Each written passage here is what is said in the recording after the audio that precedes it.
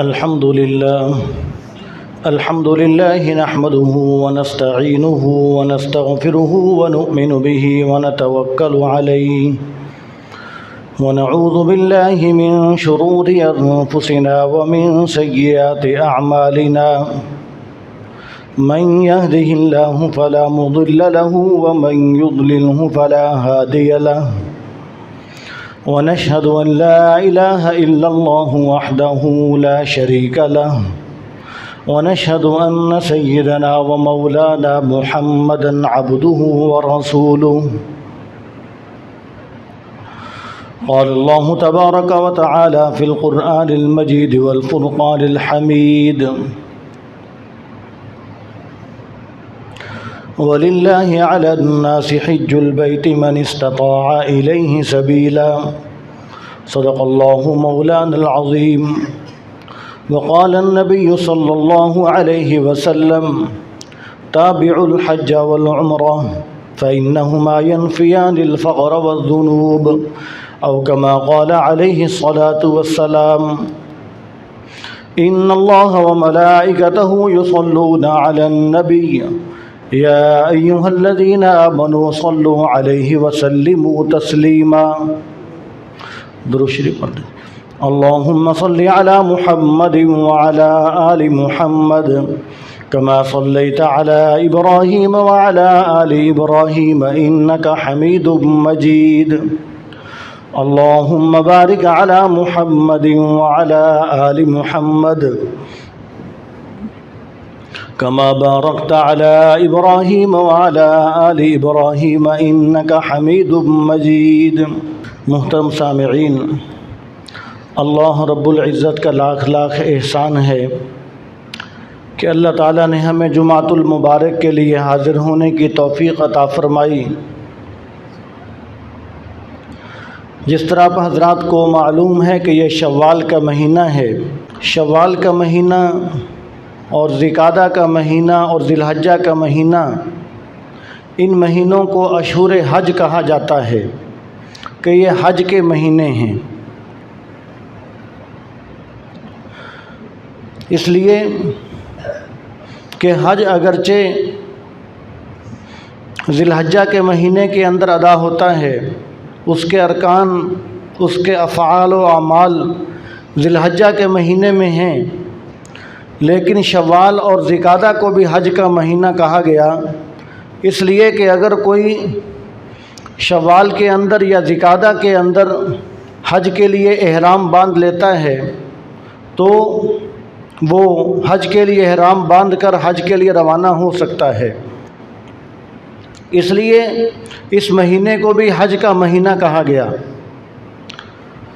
اور آج کل کے ایام کے اندر حج کی درخواستیں شروع ہیں، تو اس لیے بہتر یہ سمجھا کہ حج کی درخواستوں کے دن چل رہے ہیں تو حج کی اہمیت کے بارے میں آج کچھ گفتگو ہو جائے۔ تو حج کے بارے میں اللہ تبارک و تعالیٰ نے قرآن پاک کے اندر ارشاد فرمایا کہ وَلِلَّهِ عَلَى النَّاسِ حِجُّ الْبَيْتِ مَنِ اسْتَطَاعَ إِلَيْهِ سَبِيلًا، فرمائیں کہ جو کوئی بیت اللہ شریف جانے کی طاقت رکھتا ہو، استطاعت رکھتا ہو، فرمائیں کہ اس کے لیے حج اللہ تبارک و تعالیٰ نے اس پر فرض کر دیا۔ جس کے پاس اتنی طاقت ہے کہ وہ اپنے بیوی بچوں کو نان و نفقہ خرچ وغیرہ دے کر جائے، اور پھر راستے کا خرچہ اور وہاں کا خرچہ آدمی کے پاس موجود ہو، تو اس پر لازم ہے، فرض عین ہے کہ وہ حج کرے۔ زندگی میں ایک مرتبہ حج کو فرض قرار دیا، اس لیے کہ جو حج ہے یہ اسلام کے بنیادی اعمال میں سے ہے۔ کلمہ طیبہ پڑھ لینے کے بعد اسلام کے جو بنیادی ارکان ہیں ان میں سے نماز ہے، روزہ ہے، حج ہے، زکوٰۃ ہے، تو یہ حج اسلام کے بنیادی ارکان میں سے ہے۔ تو یہ زندگی میں ایک مرتبہ حج کرنا اللہ تبارک و تعالیٰ نے مالدار پر فرض قرار دیا اور فرض عین قرار دیا، لازم قرار دیا۔ اور آج ہمارے ہاں اس فرض عین کے اندر بہت زیادہ کوتاہی برتی جاتی ہے۔ جبکہ دیکھا جائے تو حج تو ایک عاشقانہ عبادت ہے، حج تو ایک ایسی عبادت ہے کہ جو اللہ تبارک و تعالیٰ کا عشق ہمیں سکھلاتا ہے۔ حج کے ذریعے سے اللہ تبارک و تعالیٰ کی محبت ہمیں حاصل ہوتی ہے۔ ابراہیم علیہ السلام نے جب بیت اللہ شریف کو تعمیر کیا تو اللہ تبارک و تعالیٰ نے ابراہیم علیہ السلام سے فرمایا کہ ابراہیم تم لوگوں کے اندر اعلان کرو وَأَذِّن فِي النَّاسِ بِالْحَجِّ يَأْتُوكَ رِجَالًا وَعَلَىٰ كُلِّ ضَامِرٍ يَأْتِينَ مِنْ كُلِّ فَجٍّ عَمِيقٍ، فرمایا کہ لوگوں کے اندر اعلان کرو کہ لوگ حج کرنے کے لیے پیدل بھی آئیں اور سوار ہو کر بھی آئیں اور دور دراز راستوں سے آئیں، فرمایا کہ یہ تم اعلان کرو۔ تو ابراہیم علیہ السلام نے فرمایا کہ یا اللہ میری آواز کو پوری دنیا تک کون پہنچائے گا، کیسے پہنچے گی؟ اس وقت یہ میڈیا کا دور تھا نہیں۔ تو اللہ تبارک و تعالیٰ نے فرمایا کہ ابراہیم اعلان کرنا تمہارا کام ہے، آواز کو پہنچانا ہمارا کام ہے۔ تو ابراہیم علیہ السلام نے بلند جگہ پر کھڑے ہو کر اعلان کیا کہ وَأَذِّن، اعلان کیا کہ لوگوں حج کرنے کے لیے آؤ۔ جب اعلان کیا تو اللہ تبارک و تعالیٰ نے ابراہیم علیہ السلام کی اس آواز کو ان لوگوں کی روحوں تک پہنچایا، عالم ارواح کے اندر پہنچایا، اور جن جن لوگوں کے مقدر کے اندر بیت اللہ شریف کا سفر لکھا تھا ان کی روحوں نے تلبیہ پڑھا لبیک اللہم لبیک، تو ان لوگوں نے، ان کی روحوں نے تلبیہ پڑھا، تو اللہ تبارک و تعالیٰ نے ابراہیم علیہ السلام کی آواز کو لوگوں تک بھی پہنچا دیا اور ان کو تلبیہ پڑھوا کر ان کی روحوں کو یہ ظاہر کروا دیا کہ ان لوگوں کو توفیق ہوگی کہ یہ لوگ حج کرنے کے لیے یہاں پر آئیں گے۔ تو آج بھی جو وہاں پر حاجی جاتا ہے اس کی زبان پر یہ ترانہ ہوتا ہے کہ لبیک اللہم لبیک لا شریک لک لبیک ان الحمد والنعمت لک والملک لا شریک لک۔ جب وہ یہ جملے، یہ ترانہ یہ زبان پر اس کے ہوتا ہے تو گویا کہ وہ اپنی زبان سے اس جواب کا، اس پکار کا جواب دے رہا ہوتا ہے کہ جو ابراہیم علیہ السلام نے آج سے تقریباً 5000 سال پہلے جو آواز لگائی تھی، جو اعلان کیا تھا لوگوں کے لیے کہ لوگوں حج کرنے کے لیے آؤ، تو گویا کہ حاجی اس آواز کا جواب دے رہا ہوتا ہے۔ تو یہ ابراہیم علیہ السلام کی آواز کا جواب ہے۔ تو اس لیے اللہ تبارک و تعالیٰ نے لازم قرار دیا مالدار پر کہ وہ زندگی میں ایک مرتبہ ضرور حج کرے، اور جو حج کے لیے احرام باندھا جاتا ہے، یہ حج کا احرام بھی ہمیں کفن کی یاد دلواتا ہے۔ جس طرح کفن باندھ کر اللہ تبارک و تعالیٰ یہ دکھلاتے ہیں کہ دیکھو جب تم فوت ہو جاتے ہو تو امیر آدمی کا لباس بھی وہی ہے، کفن کی چادریں ہیں، اور غریب سے غریب آدمی کا لباس بھی وہی کفن کی چادریں ہیں، اور کوئی بادشاہ ہے تو اس کا لباس بھی وہی کفن کی چادریں ہیں۔ تو اللہ تبارک و تعالیٰ بتلاتے ہیں حج کے اندر ایک جیسا احرام سب سے بندھوا کر اللہ تبارک و تعالیٰ موت کی یاد دلواتے ہیں کہ دیکھو آج جس طرح تم سب ایک جیسا لباس تم نے پہن رکھا ہے، یہ نہیں ہے کہ یہ غریب آدمی ہے اس نے چادریں 2 پہنی ہوئی ہیں احرام کی، اور جو امیر آدمی ہے اس کا لباس کوئی اور ہے۔ امیر سے امیر آدمی کا لباس بھی وہی ہے، غریب سے غریب آدمی کا لباس بھی وہی ہے۔ اور حج کے دوران احرام کی حالت میں یہ تمیز ختم ہو جاتی ہے کہ کون امیر ہے کون غریب ہے، پتہ ہی نہیں چلتا، اس لیے کہ سب کا لباس اللہ تبارک و تعالیٰ نے ایک کر دیا۔ تو یہ کفن کی یاد اللہ تبارک و تعالیٰ دلواتے ہیں کہ جس طرح مرنے کے بعد تم سب کا لباس ایک ہو جائے گا، تو اللہ تبارک و تعالیٰ دکھاتے ہیں کہ دیکھو جس طرح آج حج کے اندر تمہارا لباس ایک ہے، ایسے مرنے کے بعد بھی لباس ایک ہوگا۔ یہ دنیا کی شان و شوکت، یہ ظاہری ٹھاٹھ باٹھ، یہ صرف چند دنوں کی ہے، بعد میں سب کا معاملہ ایک ہو جائے گا، پھر صرف اعمال کی بنیاد پر اللہ تبارک و تعالیٰ کے ہاں آدمی کا مقام ہوگا۔ اور پھر آدمی نماز پڑھتا ہے تو اس کے اندر آدمی کا جسم خرچ ہوتا ہے، آدمی کا بدن لگتا ہے، آدمی زکوٰۃ دیتا ہے تو وہ ایک مالی عبادت ہے، اس پر آدمی کا مال خرچ ہوتا ہے۔ یہ حج ایسی عبادت ہے کہ اس کے اندر اللہ تبارک و تعالیٰ نے مالی عبادت کو بھی جمع فرما دیا اور بدنی عبادت کو بھی جمع فرما دیا۔ اس کے اندر آدمی کا مال بھی خرچ ہوتا ہے اور اس کے اندر آدمی کی جو طاقت ہے، جو جسم ہے، بدن ہے آدمی کا، وہ بھی خرچ ہوتا ہے۔ یہ حج ایسی عبادت ہے۔ تو احرام کے بعد یہ جو طواف ہے، طواف بھی ایک اللہ تبارک و تعالیٰ نے عاشقانہ عبادت رکھی ہے کہ آدمی کو کسی سے عشق اور محبت ہو جاتی ہے تو آدمی کا دل چاہتا ہے کہ میں اپنے محبوب کے گھر کے چکر لگاؤں، میں اپنے محبوب کے گھر کے گرد گھوموں، میں اپنے محبوب کو چوموں، میں اپنے محبوب سے لپٹ جاؤں۔ اللہ تبارک و تعالیٰ نے یہ تمام عاشقانہ انداز طواف کے اندر رکھ دیے۔ فرمایا کہ تمہارا جی چاہتا ہے کہ تم اپنے محبوب کے گھر کے گرد چکر لگاؤ تو آؤ، یہ طواف ہے، تم میرے گھر کے ارد گرد دوڑو، چکر لگاؤ۔ اب یہ کیا ہے؟ یہ صرف چکر لگانے والا یہ اللہ تبارک و تعالیٰ سے محبت کا اظہار کر رہا ہے۔ اب ایک آدمی تلاوت کر رہا ہے، دیکھنے والے کو نظر آتا ہے کہ یہ قرآن پڑھ رہا ہے، تسبیح ہاتھ میں ہے، دیکھنے والے کو پتہ ہے کہ یہ ذکر کر رہا ہے۔ آدمی نماز میں ہے، دیکھنے والے کو پتہ ہے کہ یہ نفل پڑھ رہا ہے، نماز پڑھ رہا ہے۔ اب جو طواف کر رہا ہے وہ تو خالی چکر لگا رہا ہے، وہ کیا کر رہا ہے؟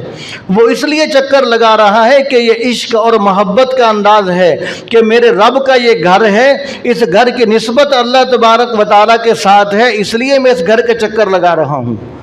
اور آدمی کا جی چاہتا ہے کہ میں اپنے رب کہ میں اپنے محبوب کو چوموں، تو اللہ تبارک و تعالیٰ نے آدمی کی وہ خواہش پوری کرنے کے لیے حجر اسود رکھ دیا۔ فرمایا کہ یہ حجر اسود ہے، تم اس کو چومو۔ اور آدمی کا جی چاہتا ہے کہ میں اپنے محبوب سے لپٹ جاؤں، اللہ تبارک و تعالیٰ نے یہ تمنا پوری کرنے کے لیے ملتزم رکھ دیا کہ خانہ کعبہ کے اندر ملتزم ہے کہ تم اس کے ساتھ چمٹ کر اللہ تبارک و تعالیٰ سے دعائیں مانگو اور اللہ تبارک و تعالیٰ سے اپنی آرزویں مانگو، تم وہاں پر آہوزاری کرو۔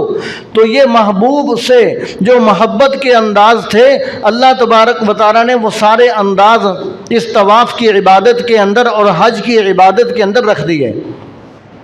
تو اس لیے اللہ تبارک و تعالیٰ نے جو حج فرض قرار دیا، اللہ تبارک و تعالیٰ نے اپنے بندوں پر احسان فرمایا تاکہ مالدار لوگ آ کر حج کریں اور حج کی برکت سے اللہ تبارک و تعالیٰ ان کو بہت زیادہ نواز دیں۔ اور حج کے اندر اللہ تبارک و تعالیٰ انسان کے عقل کی بت کو توڑتے ہیں، عقل کے بت کو توڑتے ہیں۔ اللہ تبارک و تعالیٰ یہ بتلاتے ہیں کہ دیکھو تمہاری عقل کچھ نہیں ہے، سب کچھ وہی ہے کہ جو ہم کہیں گے، ثواب اس کے اندر ہے کہ جو ہم کہیں گے۔ تم اگر اپنی عقل کو استعمال کرو گے تو نہ تم ثواب کما سکتے ہو، نہ تمہارا حج ہوگا، تم الٹا گنہگار ہو جاؤ گے۔ حج کے اندر اللہ تبارک و تعالیٰ نے جگہ جگہ پر یہ مشق کروائی ہے کہ تمہاری عقل کچھ نہیں، ہمارا حکم سب کچھ ہے۔ اب مثال کے طور پر عقل تو یہ کہتی ہے کہ مسجد حرام کے اندر ایک نماز کا ثواب 1,00,000 نماز کے برابر ہے، لیکن اللہ تبارک و تعالیٰ کا حکم کیا ہے کہ مسجد حرام کو چھوڑ دو، منا جاؤ، مزدلفہ جاؤ، عرفات جاؤ۔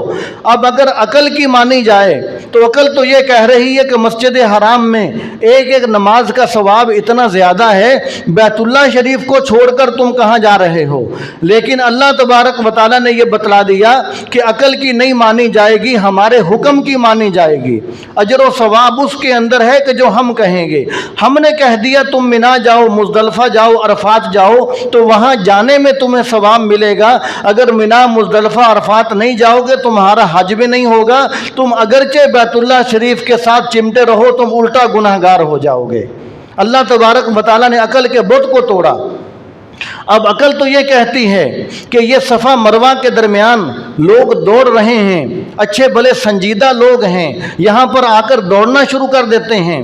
سبز ستونوں کے درمیان جہاں پر سبز بتیاں ہیں وہاں پر اچھے بھلے پڑھے لکھے سنجیدہ لوگ جن کو کبھی تیز چلتے بھی نہیں دیکھا وہ بھی وہاں پر آ کر دوڑنا شروع کر دیتے ہیں۔ تو عقل کہتی ہے کہ یہ کیا عجیب کام ہے، لیکن اللہ تبارک و تعالیٰ نے یہ بتلایا کہ اگر تم عقل کی مانو گے تو تم ناکام رہو گے، تم پیچھے رہ جاؤ گے، اجر و ثواب سے محروم ہو جاؤ گے۔ اگر اجر و ثواب چاہتے ہو تو پھر تمہیں ہماری ماننی پڑے گی، ثواب اس کے اندر ہے جس کے اندر ہم بتلائیں گے۔ اب ایسے ہی اب جمرات کو کنکریاں ماری جا رہی ہیں، آدمی اپنی عقل سے پوچھے تو عقل یہ کہے گی کہ یہ کیا ہے، کروڑوں روپے اربوں روپے خرچ کیا جا رہا ہے صرف جمرات کو کنکریاں مارنے کے لیے۔ یہ سنجیدہ لوگ، پڑھے لکھے لوگ، سمجھدار لوگ یہ کنکریاں چن رہے ہیں۔ عقل کہتی ہے کہ اس کے اندر بظاہر کوئی عمل، کوئی اس کے اندر بظاہر کو فائدہ نظر نہیں آ رہا، لیکن اللہ تبارک و تعالیٰ نے بتلا دیا کہ تم نے اپنی عقل کو نہیں استعمال کرنا، بس تمہارا کام یہ ہے کہ تم نے ہماری بات ماننی ہے۔ ہماری بات مانتے جاؤ گے عقل کو پیچھے چھوڑ کر، پھر تمہیں اجر و ثواب ملے گا، تمہیں نوازا جائے گا۔ اگر تم اپنی عقل پر زور دو گے، اپنی عقل کی ماننے بیٹھ جاؤ گے تو پھر تم محروم ہو جاؤ گے اجر و ثواب سے، تمہارا سارا خرچ، تمہاری مشقت سب کچھ رائے جائے گا۔ تو اللہ تبارک و تعالیٰ نے حج کے اندر موقع پر یہ بتلایا کہ دین اسلام جو ہے یہ بندگی کا نام ہے، یہ اللہ تبارک و تعالیٰ کی بات ماننے کا نام ہے، یہ آپ صلی اللہ علیہ وسلم کی فرمانبرداری کا نام ہے۔ اس لیے آدمی اگر اپنی عقل کو دیکھ لے تو عقل تو آدمی کو یہ کہتی ہے کہ مغرب کی نماز مغرب کے وقت میں پڑھی جائے، جس طرح پورا سال پڑھتے ہیں، اور عشاء کی نماز عشاء کے وقت کے اندر پڑھی جائے جس طرح پورا سال پڑھتے ہیں۔ لیکن وہاں کیا حکم ہے کہ تم مغرب کو عشاء کے ساتھ ملا کر پڑھو، پھر تمہیں ثواب ملے گا۔ اللہ تبارک و تعالیٰ نے مغرب کو عشاء کے ساتھ ملوا دیا اس لیے تاکہ لوگوں کے ذہن کے اندر یہ بات یہ بیٹھ جائے کہ ہمارے بتلانے کے اندر ثواب ہے، جس کے اندر تم سارا سال ثواب سمجھتے رہے اس میں ثواب نہیں ہے، اس میں بھی اگر ثواب ہے تو وہ بھی ہمارے حکم کی وجہ سے ثواب ہے۔ اگر ہم کسی معاملے کے اندر، کسی بات کے اندر اپنا حکم اٹھا لیں گے تو اس کے اندر پھر تمہیں اجر و ثواب نہیں ملے گا۔ تو اس لیے حج ایک ایسا عاشقانہ عمل ہے، حج ایک ایسی عاشقانہ عبادت ہے کہ اس کے اندر قدم قدم پر اللہ تبارک و تعالیٰ اپنے بندوں کو اپنی بندگی سکھاتے ہیں۔ اب ایک افسر کوئی حکم کرے تو ایک سپاہی اس سے پوچھنا شروع کر دے کہ پہلے مجھے یہ بتلاؤ کہ اس کے اندر حکمتیں کیا ہیں، پھر میں تمہاری بات مانوں گا، تو کیا وہ سپاہی بچ جائے گا؟ اس کو فی الفور نکال دیا جائے گا کہ تم ہوتے کون ہو افسر کے حکم کے اندر حکمتیں تلاش کرنے والے۔ تو اس سے ہمیں بات سمجھ آئی کہ اللہ تبارک و تعالیٰ کے کتنے احکامات ایسے ہیں، ہم اپنی کم سمجھی کی بنیاد پر، ہم گمراہی کی بنیاد پر ہم اس کو عقل کے اوپر پرکھتے ہیں کہ جی ہماری سمجھ کے اندر آئے گی پھر ہم اللہ تعالیٰ کی بات مانیں گے، سمجھ میں نہیں آئے گی تو ہم نہیں مانیں گے۔ تو یہ بہت بڑی گمراہی ہے، خواہ ہماری سمجھ میں آئے یا نہ آئے، بس جب اللہ اور اس کے حبیب صلی اللہ علیہ وسلم کا حکم آ گیا تو پھر ہمارے ذمے ضروری ہے کہ ہم نے وہ بات ماننی ہے۔ پھر دوسرا یہ کہ اللہ تبارک و تعالیٰ نے یہ حج پر کس پر فرض کیا، تو ارشاد فرمایا کہ وَلِلَّهِ عَلَى النَّاسِ حِجُّ الْبَيْتِ مَنِ اسْتَطَاعَ إِلَيْهِ سَبِيلًا، کہ جو راستے کی طاقت رکھتا ہے، جس کے پاس خرچ موجود ہے، فرمایا کہ اس پر حج فرض ہے کہ وہ زندگی میں ایک مرتبہ ضرور حج کرے۔ تو آج ہم نے اپنی طرف سے غلط شرائط گھڑ رکھی ہیں، آج ہم نے یہ شرطیں گھڑ لی اپنی طرف سے کہ جی ہمارے پاس پیسے تو ہیں لیکن ہم نے ابھی مکان بنانا ہے، ہم نے ابھی بچوں کی شادیاں کرنی ہیں، ہم نے تو ابھی گاڑی خریدنی ہے، جب یہ سارے کام کر لیں گے پھر حج کریں گے۔ تو ضرور یہ مسئلہ سمجھنا چاہیے، اگر اللہ تبارک و تعالیٰ نے مال و دولت دے رکھا ہے تو اگرچہ مکان نہیں بنایا، اگرچہ بچیوں کی شادیاں نہیں کی، اگرچہ ابھی تک گاڑی نہیں خریدی، اگر پیسے آ گئے تو اس پر فرض ہے کہ وہ حج کرے۔ اس پر فرض ہے کہ وہ حج کرے، اس لیے کہ شریعت یہ نہیں کہتی کہ بیٹوں کی بیٹیوں کی شادیوں پہ لاکھوں روپے اڑا دیا جائے، شریعت یہ نہیں کہتی۔ شریعت تو یہ کہتی ہے کہ اگر بیٹوں کی شادیاں کرنی ہیں تو صرف حق مہر ہی کافی ہے، اور اگر بیٹی کی شادی کرنی ہے تو آپ صلی اللہ علیہ وسلم نے کیا لاکھوں روپے خرچ کیے تھے۔ حضرت فاطمہ جو کہ جنت کی سردار تھی، جو کہ جنت کی عورتوں کی سردار تھی، دو جہانوں کے بادشاہ کی بیٹی ہے، اس کی شادی پر لاکھوں روپے، لاکھوں درہم، لاکھوں دینار خرچ ہو رہے ہیں۔ ان کی شادی پہ کتنا خرچ ہوا؟ انتہائی سادگی کے ساتھ آپ صلی اللہ علیہ وسلم نے جنت عورتوں کی سردار اپنی بیٹی کو، دو جہانوں کے سردار کی بیٹی کو آپ صلی اللہ علیہ وسلم نے رخصت کر کے بتلا دیا کہ دیکھو اگر پیسے موجود ہوں تو اس وجہ سے حج کو مؤخر نہ کرنا کہ ہم نے تو ابھی بیٹیوں کی شادیوں پہ لاکھوں روپے لگانے ہیں، جب اس سے فارغ ہوں گے تو پھر حج کریں گے۔ اگر اس وجہ سے ہم نے لاکھوں روپے بچا کر رکھ لیے اور اس سے پہلے موت آ گئی تو یقیناً فرض عین چھوڑنے کی وجہ سے آدمی سخت گناہ گار ہوگا، اللہ تبارک و تعالیٰ کا آدمی سخت مجرم ہوگا۔ اس لیے اللہ تبارک و تعالیٰ نے اگر مال دے رکھا ہے تو اس کا انتظار کرنا یہ شریعت کا عذر نہیں ہے کہ ہمارے پاس مکان نہیں ہے، گاڑی نہیں ہے، شادیاں کرنی ہے۔ اگر اللہ تعالیٰ نے مال دے رکھا ہے تو پھر لازم ہے کہ آدمی حج کرے، اس لیے کہ حج ایک فرض عین عبادت ہے۔ اور ہم نے اپنی طرف سے ایک غلط شرط یہ بھی گھڑ رکھی ہے کہ جی پہلے والدین کو حج کروائیں گے پھر ہم خود حج کریں گے۔ یہ بھی شرط شریعت کی شرط نہیں ہے، یہ شیطان کی سمجھائی ہوئی شرط ہے جو شیطان نے ہمارے ذہن میں ڈال دی۔ اس لیے کہ ہر آدمی کے ذمے اپنا اپنا معاملہ ہے۔ اب آدمی کہے کہ میرے والدین نماز پڑھیں گے پھر میں نماز پڑھوں گا، یہ بات نہیں ہے۔ والدین کی نماز الگ ہے، ہماری نماز الگ ہے۔ والدین روزے رکھیں گے پھر میں روزہ رکھوں گا، یہ بات غلط ہے۔ والدین کے روزے اپنے ہیں، الگ ہیں، میرے روزے اپنے ہیں، میرے روزے الگ ہیں۔ تو حج کا معاملہ بھی ایسے ہی ہے، اگر والدین پر حج فرض ہے تو وہ اپنا معاملہ، اپنا حساب کتاب دیکھیں گے۔ اگر اولاد کے پاس پیسے ہیں، اولاد پر حج فرض ہے تو اولاد اپنا معاملہ دیکھے گی، اپنا حساب کتاب دیکھے گی۔ یہ شرط غلط ہے کہ ابھی جی میں پہلے والدین کو حج کرواؤں گا، اگر خود حج کو چلا گیا تو لوگ کیا کہیں گے کہ والدین کو حج کروایا نہیں ہے، خود حج کرنے کے لیے چلا گیا۔ یہ شیطان کی سمجھائی ہوئی شرط ہے۔ اور پھر دوسرا ہم اپنی طرف سے یہ شرط بھی لگا لیتے ہیں کہ جی پہلے عمرہ کیا جائے گا بعد میں حج کی جائے گی، ایسی بات نہیں ہے۔ عمرہ کرنا تو نفلی عبادت ہے اور حج کرنا فرض عین عبادت ہے۔ اگر عمرے کے پیسے ہیں تو آدمی عمرہ کر لے، نفلی عبادت ہے، ثواب کا کام ہے۔ لیکن یہاں پر یہ بھی بات ذہن میں ہو کہ بعض لوگ یہ سمجھ لیتے ہیں کہ جی اگر عمرہ کر لیا تو حج کرنا فرض ہو جائے گا، یہ بات نہیں ہے۔ حج کرنا عمرے کی وجہ سے فرض نہیں ہوتا، حج کرنا تو مال آنے کی وجہ سے فرض ہوتا ہے۔ اگر آدمی کے پاس حج کے پیسے نہیں ہیں، تھوڑے پیسے ہیں، آدمی عمرہ کرنے کی صلاحیت رکھتا ہے تو آدمی عمرہ کر لے، اور حج کرنے کے پیسے نہیں ہیں تو جب اللہ تبارک و تعالیٰ توفیق دیں گے تو آدمی حج بھی کر لے گا۔ تو عمرہ کرنے کی وجہ سے حج فرض نہیں ہو جاتا۔ عمرہ ایک الگ عبادت ہے، حج ایک الگ عبادت ہے، اور اگر عمرہ کر لیا ہے تو پھر حج کرنا کوئی فرض نہیں ہو جاتا۔ تو اس لیے ہمیں چاہیے کہ جو ہم نے غلط شرائط اپنی طرف سے جو گھڑ رکھی ہیں، ہمیں ان شرائط سے نکلنا چاہیے، شریعت کی شرطوں کو دیکھنا چاہیے۔ اگر اللہ تبارک و تعالیٰ نے حج فرض کیا ہے تو اپنی زندگی کے اندر اس فرض عین کی ادائیگی کی جائے۔ اور پھر بعض لوگ اس میں یہ بھی غلطی کرتے ہیں کہ وہ بڑھاپے کی انتظار کرتے ہیں کہ جی ابھی تو ہم جوان ہیں، جب بوڑھے ہو جائیں گے، جب بڑے ہو جائیں گے، بوڑھے ہو جائیں گے، بال سفید ہو جائیں گے پھر حج کریں گے، ایسی بات نہیں ہے۔